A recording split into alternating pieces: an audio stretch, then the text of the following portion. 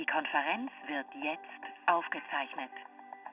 The conference is now being recorded.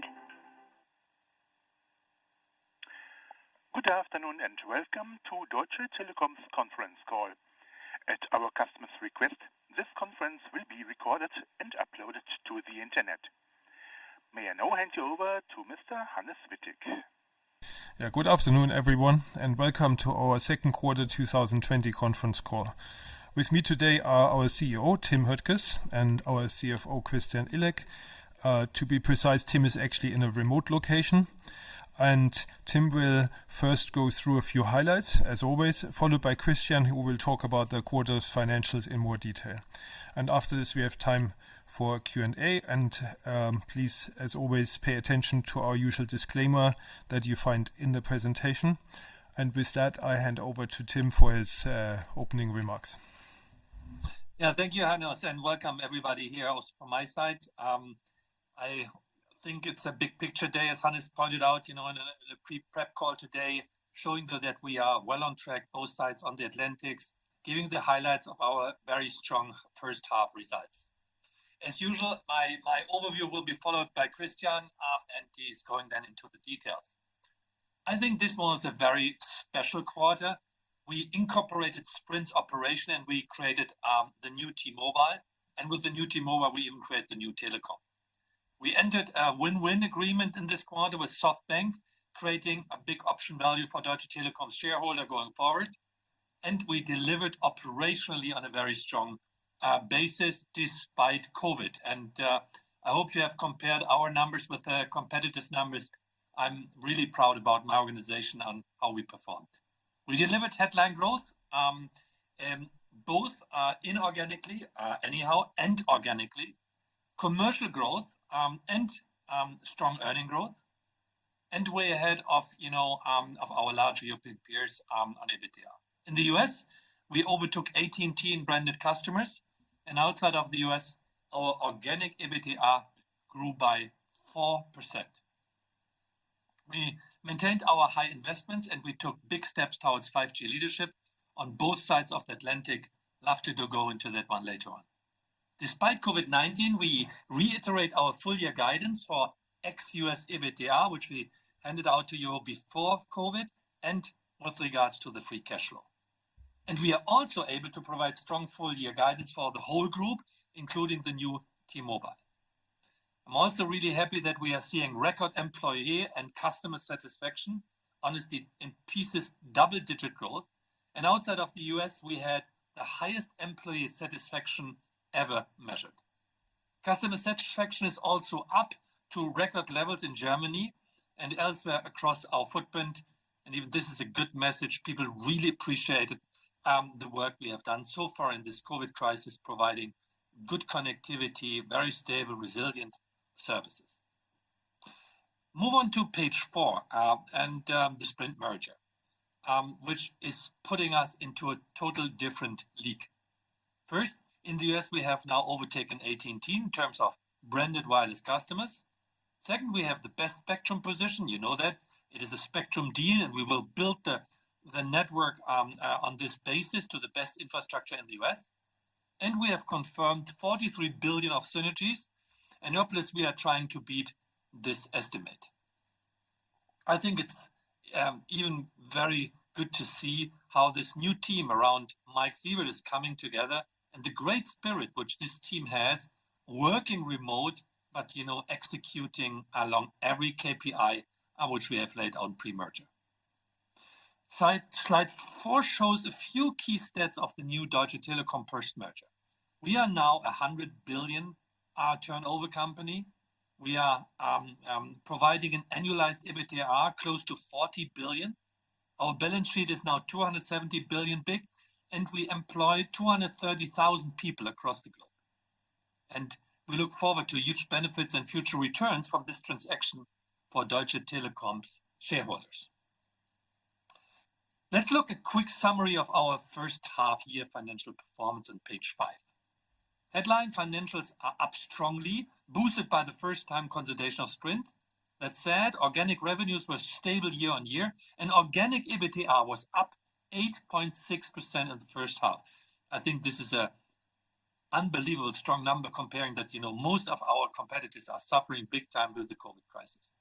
Free cash flow was up by 19.6 year on year, and all segments contributed to our strong EBITDA growth, with one small exception, our T-System unit, which was not able to mitigate corona-related headwinds completely. On page 6, we show some of our key investments outside of the US. Look, we call it the flying wheel, which is going on. In Germany, we now cover 35.5 million lines with fiber, of which 1.8 million with gigabit connectivity. In the EU, we pass 6.3 million with gigabit capable lines, bringing the total footprint, including Germany, to 8.1 million.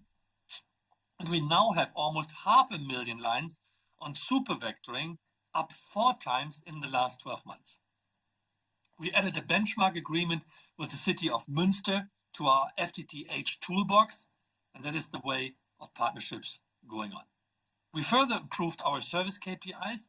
Our first contact resolution rate, which is our most important KPI for services, up more than a quarter in the last 12 months. Complaints are down by almost half. T-Mobile won the JD Power Customer Care Award again with the highest score ever seen.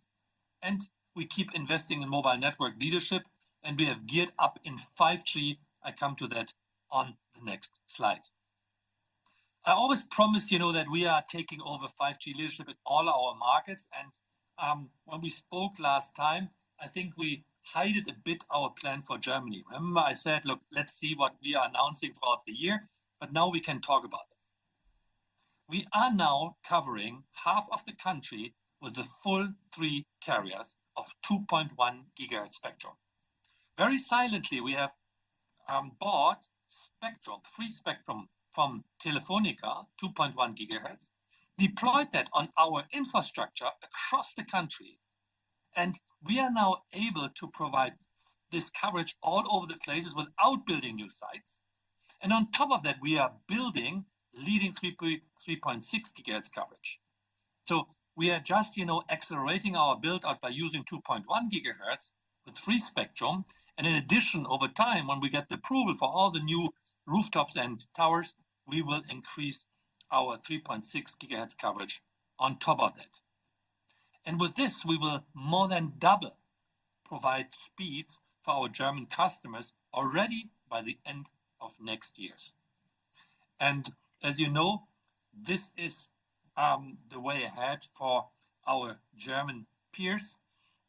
I'm very happy and very proud about the technical team of Germany who made this silent strategy live, and that we have now an advantage of 4 to 5 times more coverage than Vodafone, and even a significant advantage when it comes to speed. Last week, you heard T-Mobile US talk about the great progress we are making. T-Mobile US achieved a world first by launching standalone 5G nationwide last week.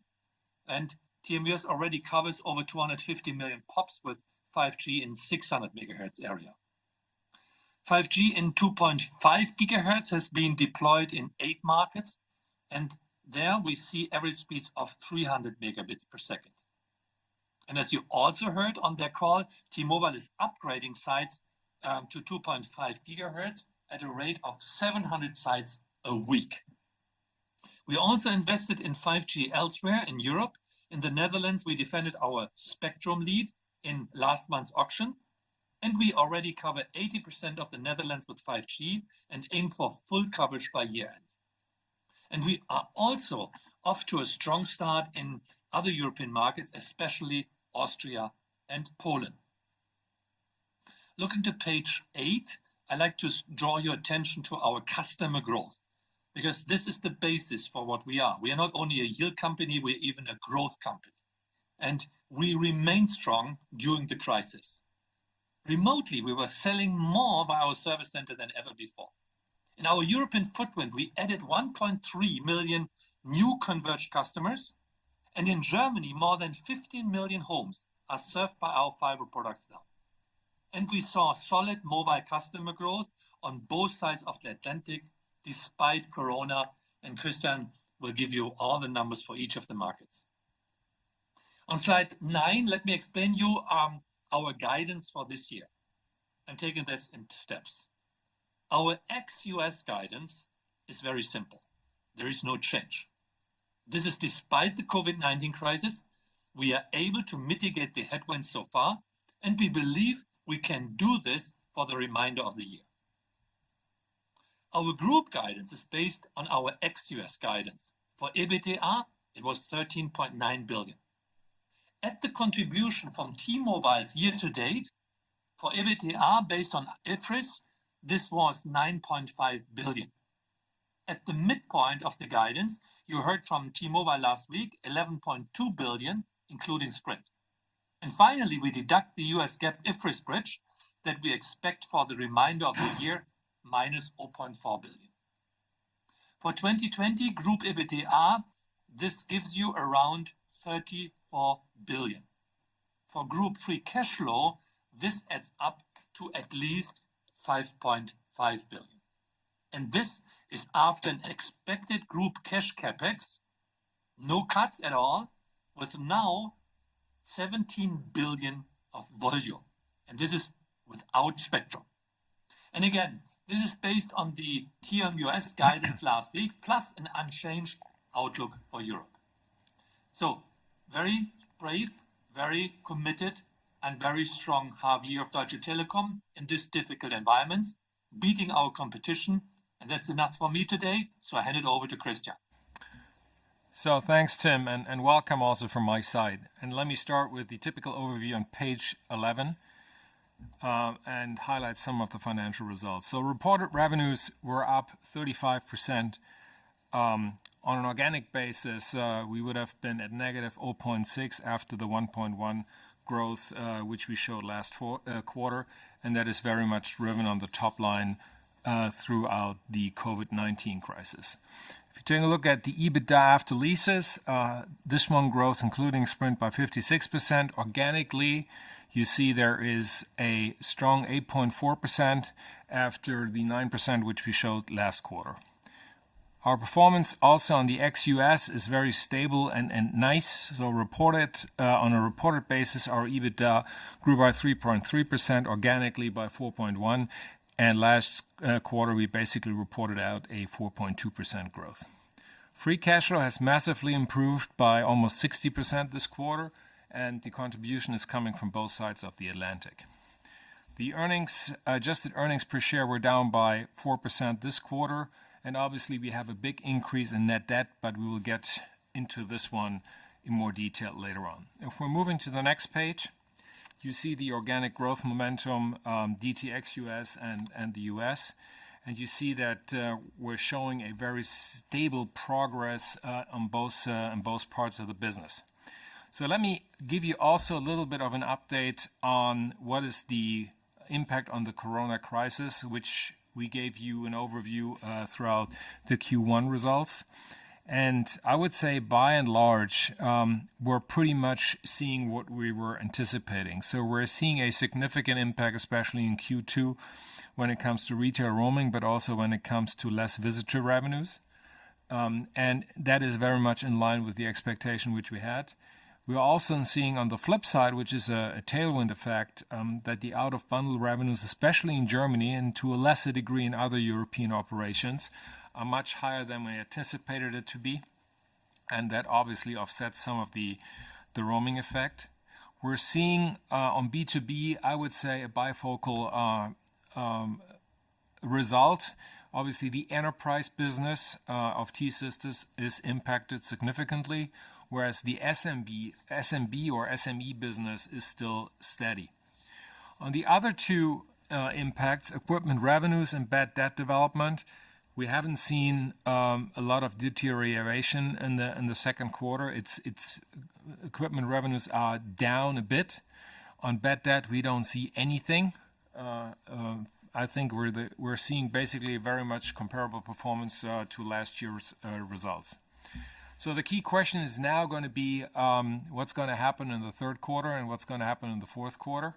Obviously, we have only limited visibility.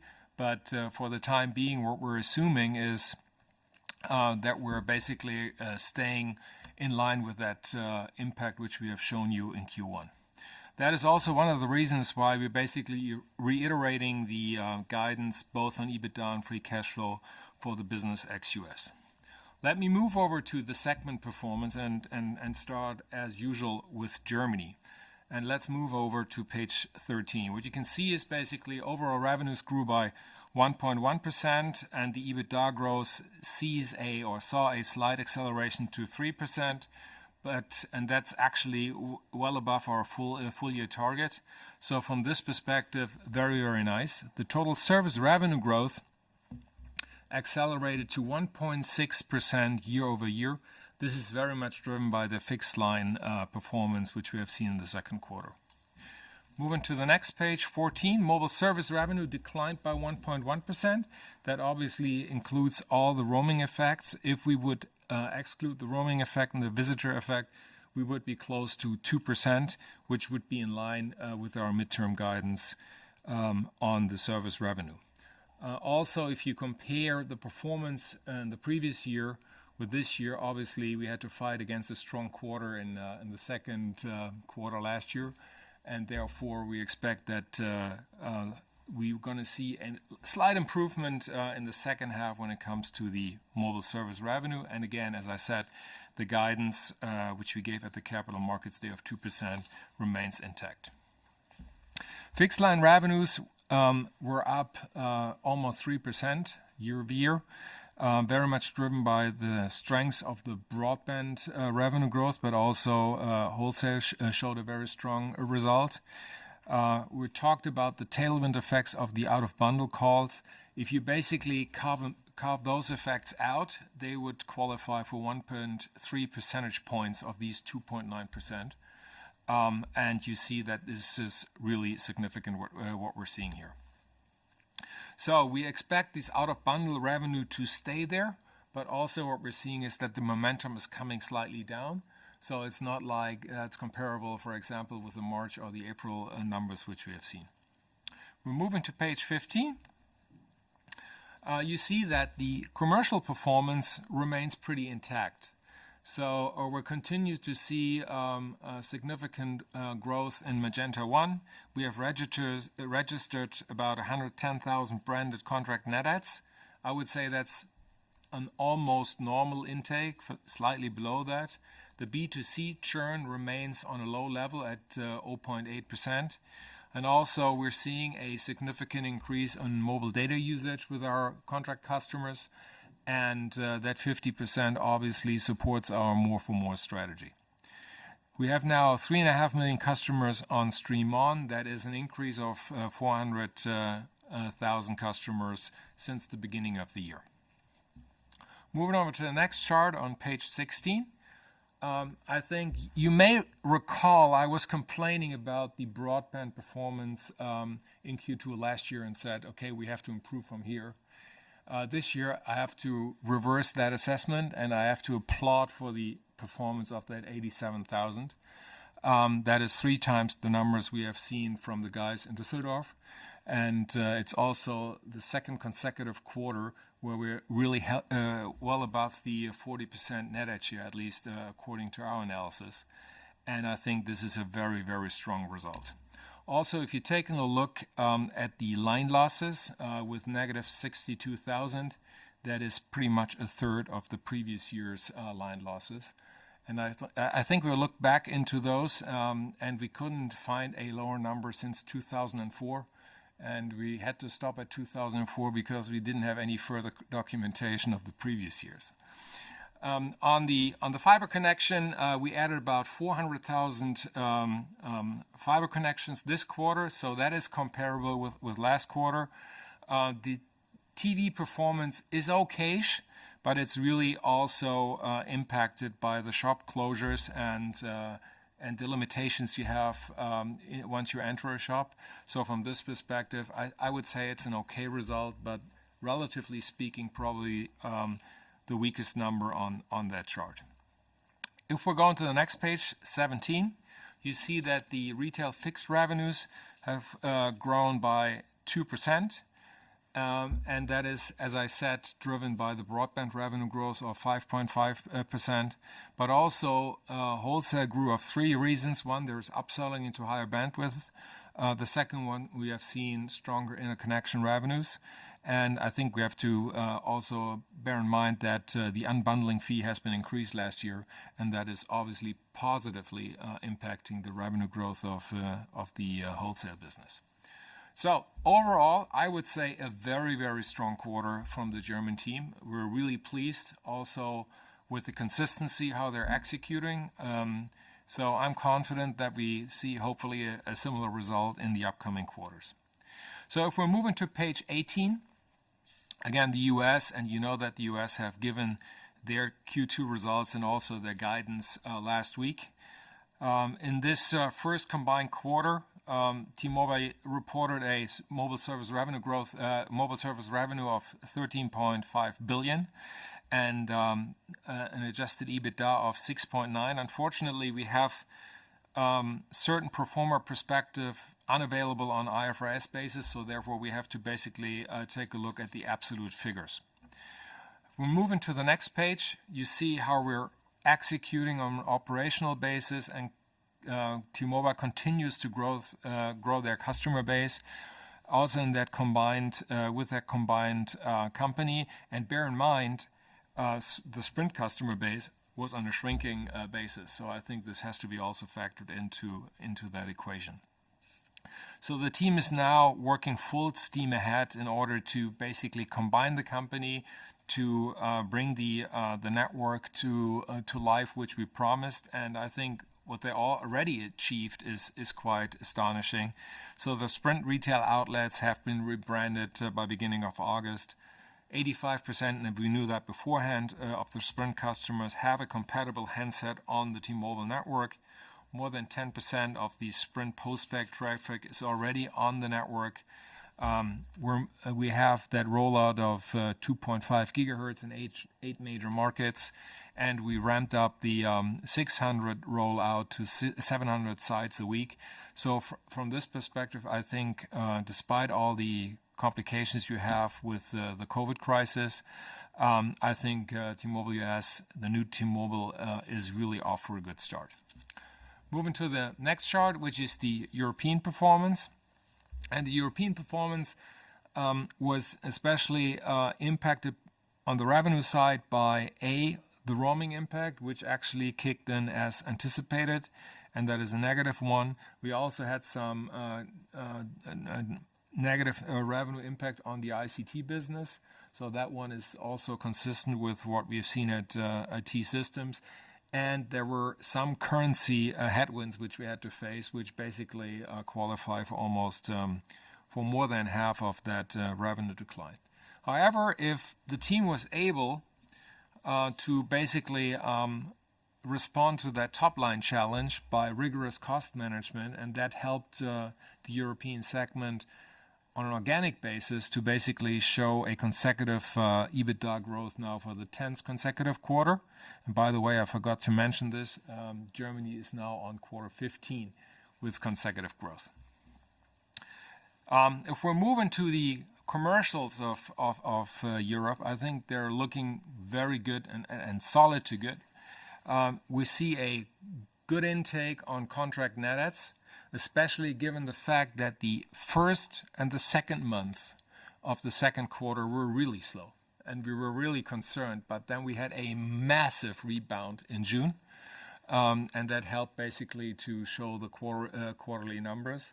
You know that the European segment is very keen in order to drive customers into a converged contract relationship. This is where we have another 265,000 new converged customers, and they're covering now more than 50% of their broadband base with that converged offering. Again, we had 69,000 net adds on the broadband side, very much in line with the previous year, and we had a slight increase of 20K on the TV side. So I think very solid performance, and especially I'm really confident given the rebound which we have seen in June that we will continue to see good results from Europe. Now to the weak part of Q2 performance, that is T-Systems. And I think, as you may recall, we said in the Q1 call, so who is impacted relatively the most by COVID? And we said we expect this to be T-Systems. Unfortunately, we were right.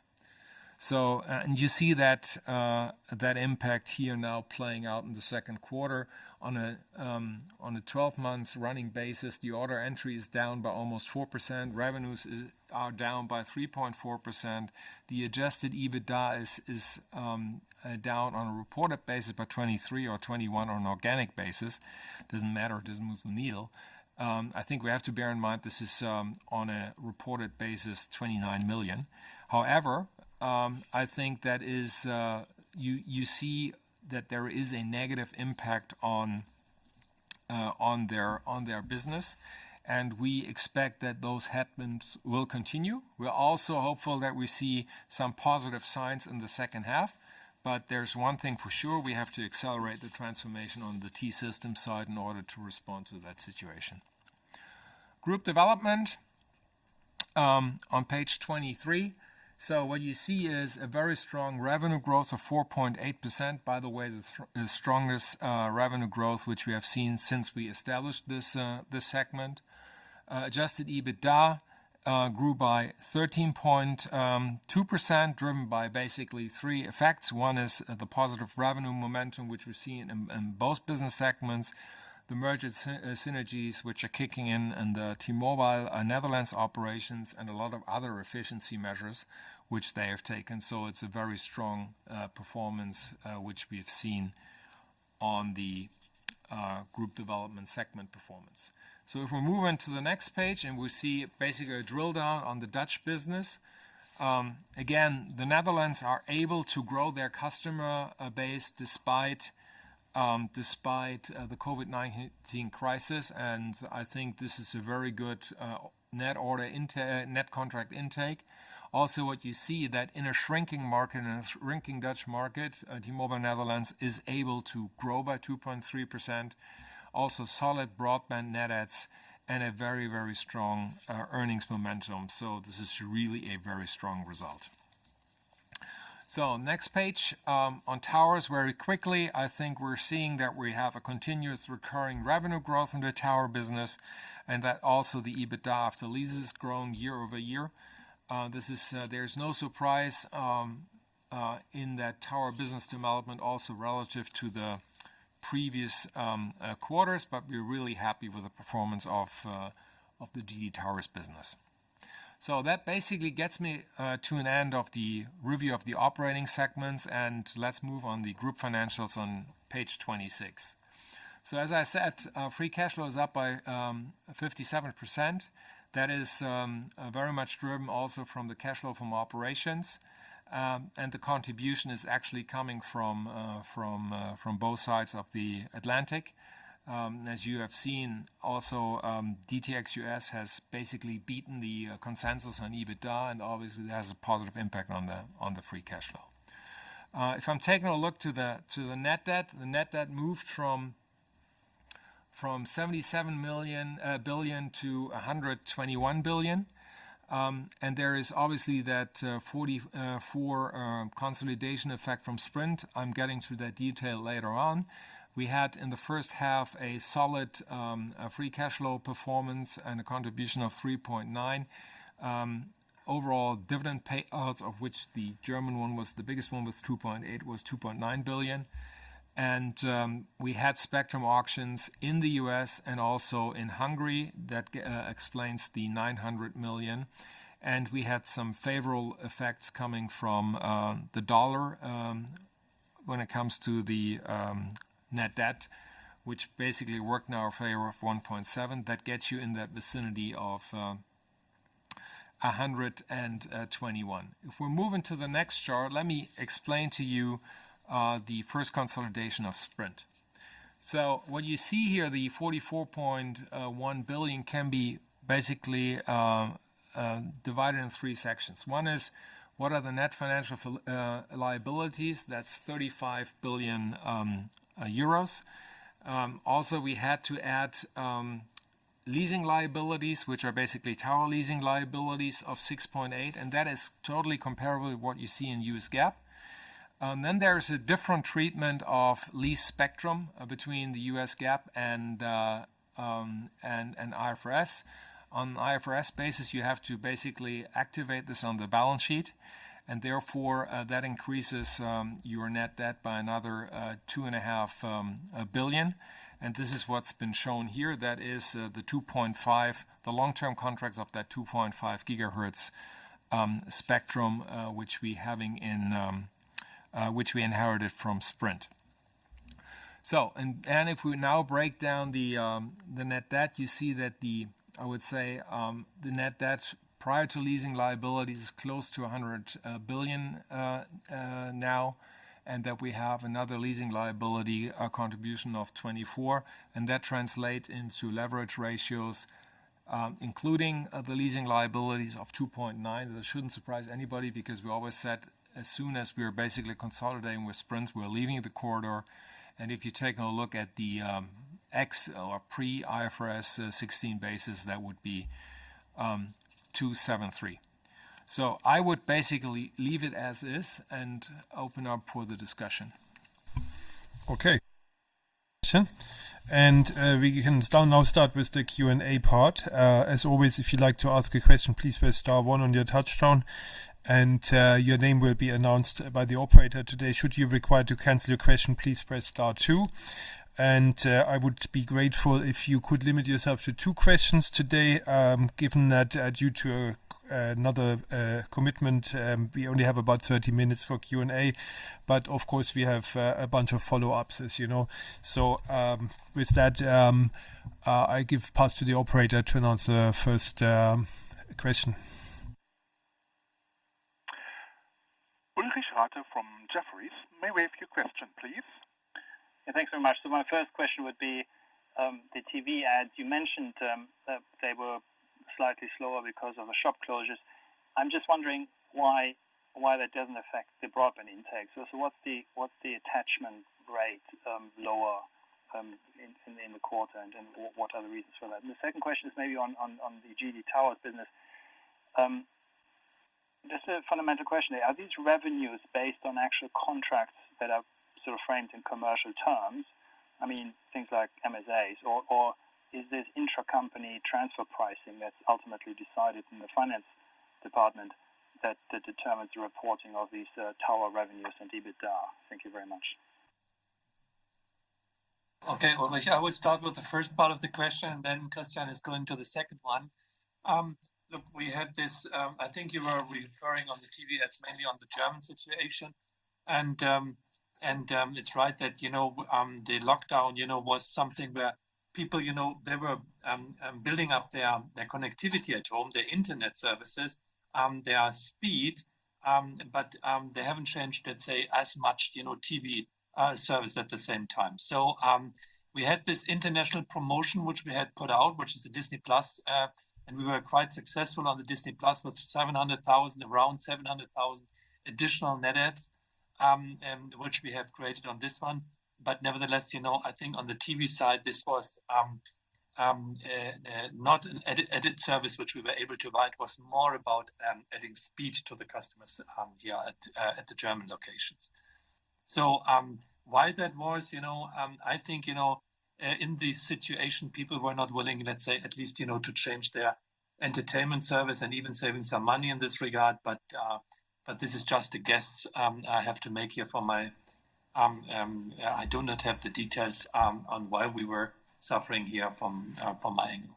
Tim, may I add something? I think right. if you take a look to the distribution and how a service is being bought, the shop is absolutely the most important area for the TV business. And it's a hard to explain product. So you need to have time in order to persuade a customer. And even as we open up the shops again, you don't have that same footfall in the shops right now as you had it prior to the crisis. And I think that negatively affected the TV net adds, because the strongest channel for broadband is still the call center. Right, so it's being bought on different channels, and I think I would add this to your explanation as well. Excellent. So on the tower revenues, very clear. It's based on an MSA.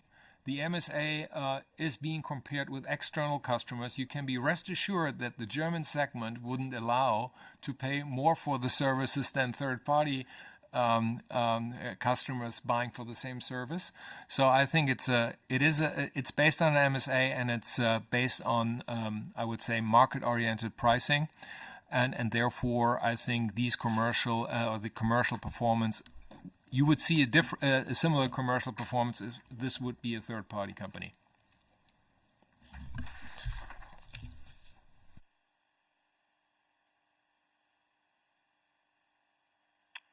Christian Fangmann from HSBC. May we have your question, please? Yeah, thank you. Because I only can ask two. I focus on Germany. You had a very strong fixed line performance in the second quarter, more than offsetting the weakness on mobile service revenue. What are you seeing in terms of trends also with respect to the low churn environment, which definitely benefited you in the second quarter? If you look into early Q3, do you see that low churn environment still benefiting you? And then looking into the second half, from a cost phasing perspective, is there anything we need to bear in mind except for the last mile tailwind that is not going to sustain? Q2 was very strong on the EBITDA margin front. And then maybe Tim, I know it's a 2.5 question, but Tim, your view on the TKG novelle, so the telco law amendment. What's your view on the current status? That would be helpful as well. Thanks. Okay, let me start with the broadband stuff here. And look, the first thing what we see here, and definitely, and you're living in Germany, is that our network is perceived being stable. We have built vectoring, super vectoring, on almost, now for Germany 90%. We have 80% under our, let's say, ownership, which we are serving, and customers were, really well served during this COVID situation. All the home offices, especially in the rural areas, were based on our infrastructure. On top of that, most of the business customers, were served via our networks, and we had no outage at all in our infrastructure. What we see is a significant improvement, on the customer satisfaction. So, by the way, we haven't seen a jump like this in the history. Now, on top of this good perception on customer service, we are on the consumer side. We had finished the IP migration, and we are almost, close to finish up on the IP migration, the B2B area as well. So we had no additional churn from this angle anymore, which was hurting us. And on top of that one, people are, sticking with the reliable brand in the crisis. That is what we see. So new offers like the ones we have seen from 1&1, like 6 months for free promotions on the tariffs, they may have resonated with people at the base of the market, but not with the customer base of Deutsche Telekom. So they were not that price sensitive on this topic. And all of this was driving churn down, customer satisfaction up, and on top of that, up speeding services at the same time. So I think this is the recipe which we had. And on top of that, I don't know, was it 180% or whatever, but our service people approaching customers with new services where we have built higher bandwidth were even quite successful in outbound calling, which gave us another uptake on our broadband side. So we are now where I always wanted to have the company, in this 40% range. We achieved that without, making services for free, like 6 months for free or 12 months for free or whatever for free. So, but with a reliable product, and that's the way which we are planning even going forward. Because then, are you going to the second one, and then I make the third one? Okay, just on the fixed line performance, because there was a question from Christian whether we expect any changes in the second half. So what I think what I said in my presentation already, that the out of bundle revenue result is coming down a bit. So we don't expect the second half being as strong as the first half. And I think that is one which have to be taken into account.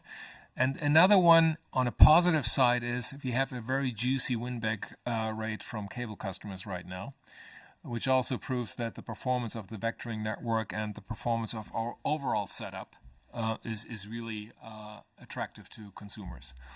So on the I think if we're taking a look on the cost side on the first half, I think we're tracking along the indirect cost reduction targets for this year. You remember the 1.45 billion across all segments. And I think I would expect that we don't see a lot of changes in the second half, but always bear in mind there is a Christmas quarter. We don't know what's going to happen, so there's always promotional activities and all this stuff. So I wouldn't expect any kind of massive changes on the cost side, on the promotion side, but not everything is being taken into account right now, and the TAL rollover is not recurring after H1, because year over year, obviously, we had that increase in summer last year, so we don't see that positive TAL effect replicating in the second half. So, but I think everything is captured in the reiterated guidance of 13.9. Let me address this regulatory topic and the TKG novella, which is out for discussion. And to frame it at the beginning, our expectation is that that the TKG amendment is creating an even much more investment-friendly and coherent legal framework for facilitating and accelerating the FTTH rollout. I think from a 5G perspective, look, more or less the strategic problems are solved, but from an FTTH acceleration build-out perspective, the TKG has a big chance to improve the environment. I think Germany should use the opportunity for a general reduction of regulation and bureaucracy, especially against the background of the Corona crisis and all the economic challenges which we have. I think the network operators who are willing to invest should be relieved from a lot of additional burdens in the TKG. There are obstacles in the build-out obligations, and there is a law which is in discussion, which is an acceleration, which is a little bit less federal system, but more central approach to help us to accelerate the build-out. This is a very important piece. Second, national roaming obligation. I think the EU code sets out very strict requirements on this one. I think United Internet should invest into their own business. We are open for discussions with these guys, but the current draft version, which we have on the table, reflects the existing EU codex. So therefore, I think this is on the right track. That there is no mandatory national roaming forcing us, deflating our big investments which we have taken over the last years, and finding a commercial agreement with partners who want to use this infrastructure. The third part, which is important for us in the TKG, is the rental privilege. And the current draft reflects the EU Codex and includes the removal of the Nebenkostenprivileg. So this should happen within the next 5 years. And I think this is a very important thing, because if we want to build profitable FTTH and you cannot access up to 25% of the households in Germany, our profitability is limited by that one. And on top of that, even from an antitrust perspective and a competitive perspective, this is not helpful for consumers. We are challenging this the status quo. This is currently baked into the proposal. The FTTH regulation itself is reflecting positives as well. For instance, the switch from ex ante to ex post regulation is part of that, or non-discriminatory access regulation is part of that. But I think beyond that, we need a much a more consequent step going forward with regards to the FTTH build out, when it comes, for instance, to reciprocity with regard to access fees. So if we are using the infrastructure of somebody and they're using ours, reciprocity should, conclude the same prices, or regional price differentiation as an option, or non-discriminatory wholesale access regulation. These are pieces where we have to work on detail over the last years. Not everything will be solved in the TKG-Novellierung, but there is an institution called Bundesnetzagentur who as well can help us beyond that in the framework of the thing. So in principle, a lot of topics addressed, but not solving all the issues on FTTH yet.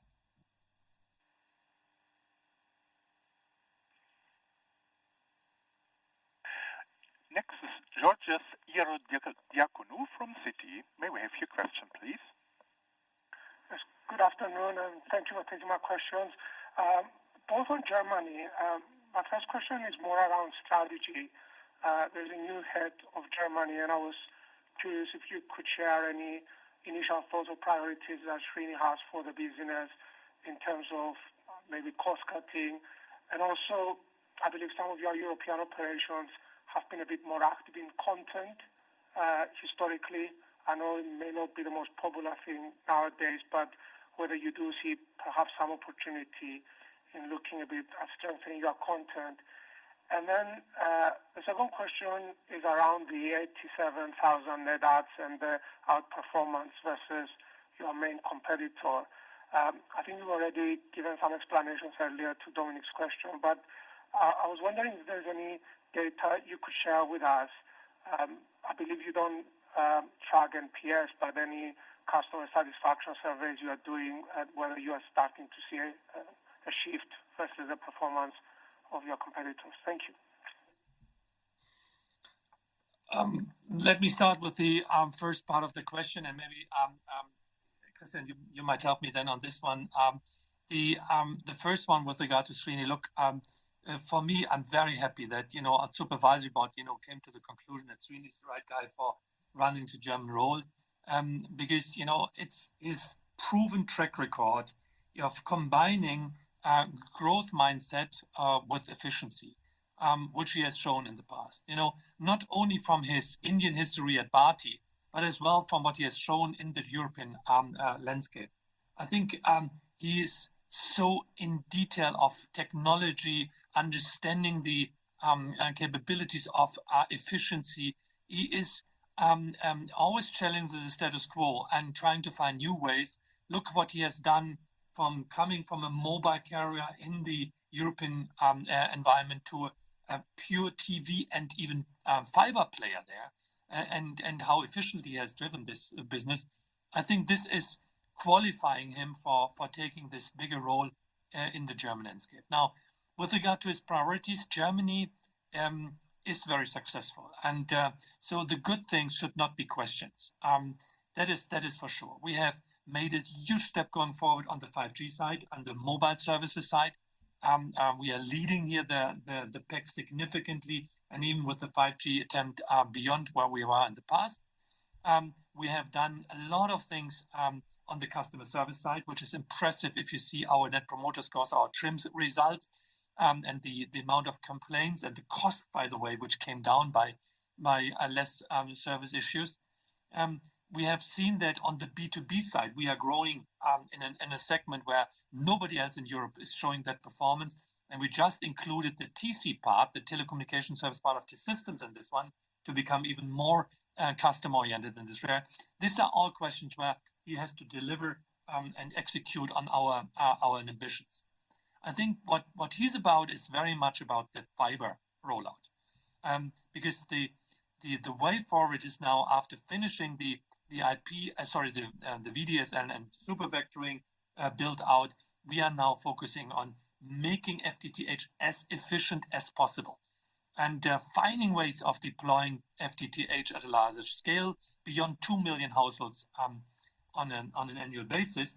And the way of doing that, the way bringing this to the customers, the way of growing our segment in this area beyond where we are today, in a profitable manner, is definitely something Srini is bringing to the party. The digitization of Germany is another task which is driving, which will help us in the customer interaction, but as well in the productivity, which the German organization is working on, and we have commitments with regards to cost cuttings, which we want to deliver. And the last thing is, we have made so much efforts and so much progress in the internationalization of our group over the last 5 years, that it's now as well, at one point, to internationalize Germany and to get this international view on the German entity is another cultural element, which we are driving with this appointment. So I think the best people for the most difficult and most complex jobs, this is always, how you should play it. And this is why he's the best man at that position at that point in time. Why shouldn't I take the second one on the 87K? So first of all, Georges, I wouldn't say there's anything special about Q2. And the 87 is very much comparable with the 83 in the previous quarter. We were always arguing that consumers are buying for a number of reasons and not only because of speed. And obviously we have over time massively increased our quality in the service, the quality of the proposition. We again won that big test on TV. And also the performance of our network, because we have now about 500,000 super vectoring customers. So from this perspective, I think the customer is always buying for a basket of reasons, and I think that is the biggest supporter. The second one is, as Tim said earlier on, we don't have any drag from the all-IP migration anymore because it's been finalized. And we were always arguing that there is a structural negative impact coming from the all-IP migration. Once this has been finalized, obviously the numbers have to become better. And we see this since Q1. The third one is cable migration. We have quite a bit of surprising positive results on cable win-backs. So it looks like we were discussing with you in the previous quarter that Vodafone is moving customers from their wholesale relationship they're having with us onto their own network, but not everyone is agreeing to this. And I think we're taking part of those customers who have been touched, and that actually supports our growth as well. And I think there is then the COVID impact. I would sense, I can't prove it, but I think in a time of crisis, consumers tend to turn to the market leader who they trust the most. And I think that is also a positive effect which helps us throughout this crisis.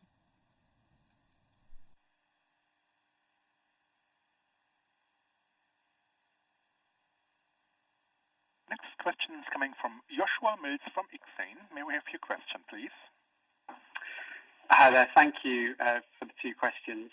The first is just related to some comments which Tim made at the AGM in June, where you laid out the ambition to have a full optical fibre network by 2030, saying that fibre to the home is the future for Germany. Has anything changed in your thought process or conversations with the regulator around the ultimate mix you'll have between fibre to the home and vectoring, or is this still consistent with the message you've given us before on the fibre factory? And then the second question, just a bit more of a technical one. How do you account for the value of your call option for the 45 million T-Mobile shares at $103, which is now in the money?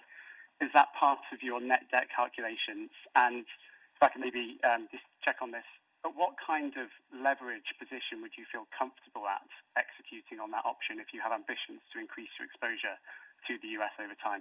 Thanks. Okay, Joshua, let me start with this FTTH question. And the first one is, our vectoring and super vectoring discussion, which was heavily challenged, from the outside world, sometimes even from politicians saying, why haven't you started with FTTH alone or only? And looking hindsight, it was maybe the best and most clever decision we have ever taken in history because of the environment. COVID in 2020, we would have provided 80% of the customers with spend with lower than 16 megabit per second or beyond or below, and the 20% of the people would have had an FTTH service. So this country would not have worked the way how it did without vectoring and super vectoring. Now, this comes to an end. We are now on the vectoring rollout, which is, all this MSAN, replacements, which is more hard software, change in the street cabinets, where we are working on, wherever we can do that. So there's another opportunity for that one. But, I want to now bring this company to the next step into the FTTH leader. And we always have been the network leader. I think impressively on mobile. In 5G, we have a clear path, what we want to do over the next years. On FTTH, we have to learn a lot of things. In the past, we had, this year we had about 1 billion investments, to pass 500,000 lines. We are focusing on schools, on the subsidized build, on new builds, on business parks. So these are the areas where we are working on this right now. But in addition, we have launched new partnerships with EWE-Tel, with the city of Münster recently. And on top of that, we are now learning how to gear up, the FTTH rollout in a much more productive and efficient way. And that is what I'm trying. I want to approach this business unit with a more kind of factory approach. That means, get more for the same amount of money. We are not providing a new CapEx envelope today for next year. We have provided a CapEx envelope for this year, which is, consistent to what we have said in previous meetings. We have 8 billion ex-US investments, which we can invest, of which 5.5 billion are being spent in Germany. A lot of them into the fiber build out, and I hope that we are now scaling up from 500,000 beyond 1 million into 2 million on an annual basis, and learning to deploy that faster and cheaper. And at the same time, I'm trying to work with politicians, to support our way going forward, to say, look, guys, if we don't have a business case, we will not invest. And the others are waiting until we are investing. They're not investing on their own. I'm leaving the 7 million commitment from Deutsche Glasfaser a moment out of sight. But when it comes to the huge, landscape of Germany, we need another environment of political direction. And this is, I have a lot of open ears on this one. People are considering what they can do, and I'm getting more and more optimistic. At the same time, we're doing our homework. Okay, so let me try to answer the value of the call option. So the transaction price of the call option was 0. Therefore, it's the recognition on the balance sheet is also 0. So there's no net debt increase. But there's a difference between the transaction value and the fair value, and that's roughly a billion euros, and that will be amortized in the P&L under other financial income over the course of 4 years. And if there is a massive increase of the T-Mobile share price, and the intrinsic value of the 44 million share option is increasing significantly, obviously that will have a positive impact on the EPS. So that's my understanding on how we deal with this.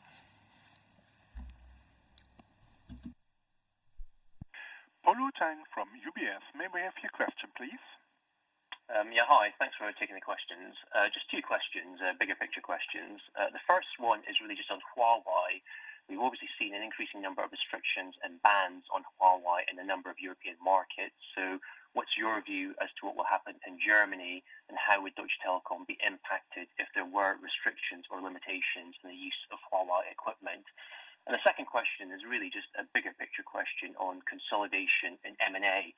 So we obviously had the EC decision to block the 3 O2 merger in the UK in 2016. That was recently overturned by the European General Court. But I'm just interested in terms of your perspective on the sector. Do you think this opens the door to further consolidation across Europe? And do you detect a change in attitude from politicians and regulators on the subject of consolidation? Thanks. Okay, Polo, let me try to answer this big picture questions here. Look, yes, we see that, let's say, for instance, the British National Security Council decided that, the sourcing of new Huawei equipment is no longer allowed after year end of 2020, and that they have to take components out of the system. So you have seen this week the German IT Security Institute, we call it BSI, they have published, their security guidelines.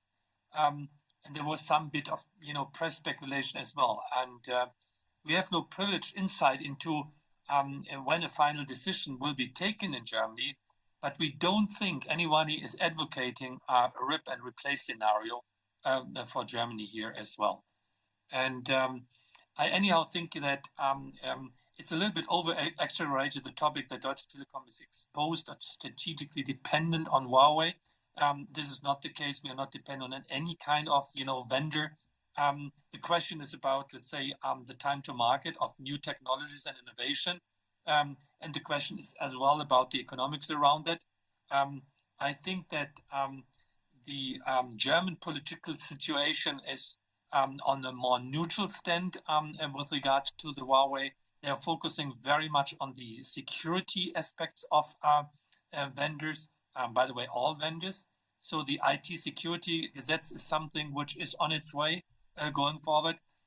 They are really forcing an open RAN migration. I hope that they even put that into the legal environment because this is helping us a big time, not only to get more control about, let's say, all the boxes which we are buying, but as well, it will help us from an efficiency perspective to disaggregate our infrastructure and cloudify a lot of the steering mechanisms here.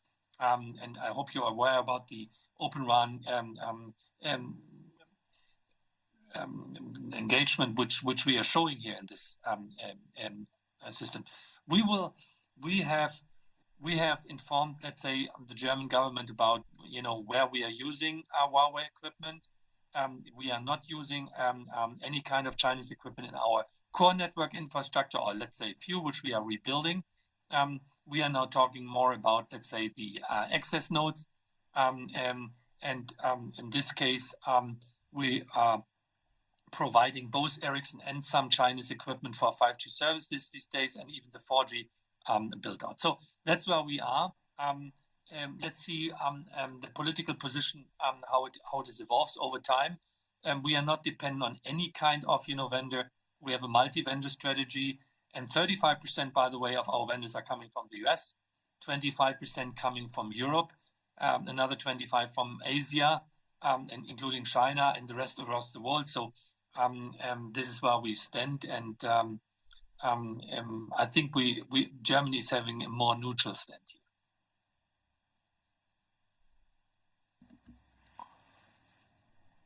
Okay, so let me basically take on that EU consolidation question. Look, we've heard this as well.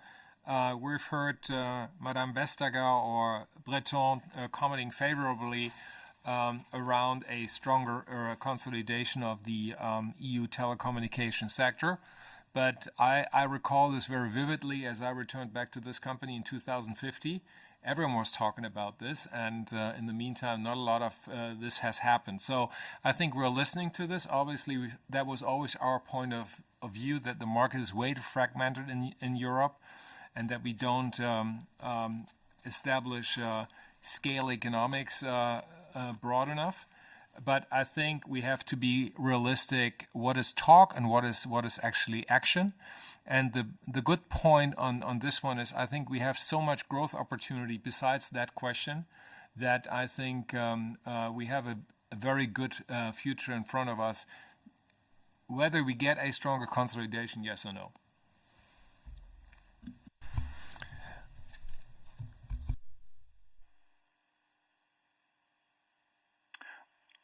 Andrew Lee from Goldman Sachs. May we have your question, please? Good afternoon, everyone. Thanks for taking my questions. I had two. One was on firstly on shareholder returns thoughts following your Q2 updates. So we've clearly seen better TMUS performance, raised guidance there, faster synergies, and sounds likely now to raise its total synergy guidance. And I just wondered, has that changed the timing in which you can raise DT group shareholder returns? Yeah, how do you think now about the mechanics or the route to upstreaming cash to shareholders? For instance, would you start raising dividends as soon as you hit that net debt to EBITDA ceiling of 2.75 times? Yeah, any help on how you think about that would be really appreciated. And then the second question was just about how you think now about the strategic positioning of TMUS. Do you think it needs a greater convergent exposure? Yeah, any comments on that would also be helpful. Thank you. Look, very quickly, Christian, maybe you go deeper into this dividend decision. Honestly, I cannot release any kind of shareholder return thoughts at that point in time. It's too early. We are managing, let's say, this crisis, the integration, all at the same time. We are very happy about the progress we're making, but there is no discussion in the group at that point in time, which we can share at that point with regard to the future remuneration. But we definitely have to understand that. Nevertheless, there's one issue on the US. We have the deleveraging effect, which we are driving in first hand. But Christian, you might add something on this one. With regard to your the other question, I think exposure to convergence, no. The answer is no. And you see that the growth, integration, the focus on mobile services, the 5G, the fixed mobile substitution opportunities, which we have on our mobile network, the huge capacity which we are providing now to the market, the entry into the B2B market, which we are driving. This is, let's say, first priority, and these are the low-hanging fruits which we are driving. Looking to the market environment, I do not see so much progress being made on the convergence side from our competition there. So that's we have so much potential to grow in the environment that I would say it's no urgency at that point in time to focus on convergence or any kind of deal with regard to convergence. So Andrew, a couple of perspectives from my side. So first of all, on the shareholder returns on the DT side, there's no change at all. I think we're going to continue with what we already communicated. Now on the T-Mobile US performance, I think if you take a look at the merger case, and I base my assumptions always on the merger case, and then we see whether performing better or not. I think there's a massive deleveraging kicking in after 3 years, which is 23. And obviously that continues to be that case from 23 onwards. The second point is, because we haven't decided on any kind of shareholder return strategy with the T-Mobile US yet. The second thing is you have seen T-Mobile announcing a shareholder return policy back at the Capital Markets Day in 2008. That was the 2-3-4 program, so that wouldn't be something new. If they have excess cash, that they basically return it back in terms of a share buyback program. But right now, I think it is too premature to discuss about a shareholder return strategy in the US, because I think that has to be discussed internally before we discuss this externally. Thank you, Christian. With that, unfortunately, we have run out of time, so I would like to maybe go back to Tim for any final observations, and then we follow up, directly as usual with ourselves at the IR department. So, Tim, do you want to add anything or wrap up? And thank you guys for joining us today. I think delivering what we have promised, that is, let's say, the biggest task which we have in mind, and you have seen that we have a very strong first half of the year on both sides of the Atlantic. So the hedge which we always had in mind is working. I think the next half year is our hands full on deck. A lot of things to be done. The delivering of the benefits of the T-Mobile US merger for our customers and as well for our shareholders is from utmost highest importance. We want to deliver more and faster on growth, on build out, and on profitability when it comes to the networks. The network is the basis of what we're doing, and the more we can do, the better it is. But we have to do that in a very efficient way. And for me, strategic-wise, I would not say everything is solved, but the biggest, focus we should have is the FTTH for Germany and the factory approach which we are driving. So this is something to be discussed going forward with Srini and the team. We should improve the regulatory framework at the same time. So Germany is going into the phase of pre-elections, and in this time, it's very important, to understand the programs with regard to digitization, FTTH. So everybody's open-minded these days and listening what we are doing. The next one is digitize, digitize, and digitize. When something is unclear in the company, we should digitize. This is on a good progress within the company, but you cannot do enough of it. Both internal processes, but as well with regard to the customer interaction. And this is, let's say, another big change, which is helping us to save for fiber and save for profitability. So the digitization is definitely something which is at our desk. And the last thing is the de-risking of the T-Systems business and the improvement of the performance going forward. And this is, operationally and strategically a big question for us we are discussing. So even here we have enough to do. So knowing that some of you are on vacation, time is going over. I hope that more companies and people are coming back to the offices soon. And with this, I like to say thank you for your trust and for your support over the last time. And let's move on. Thanks. We'd like to thank you for participating at this conference. We are looking forward to hear from you again. Goodbye.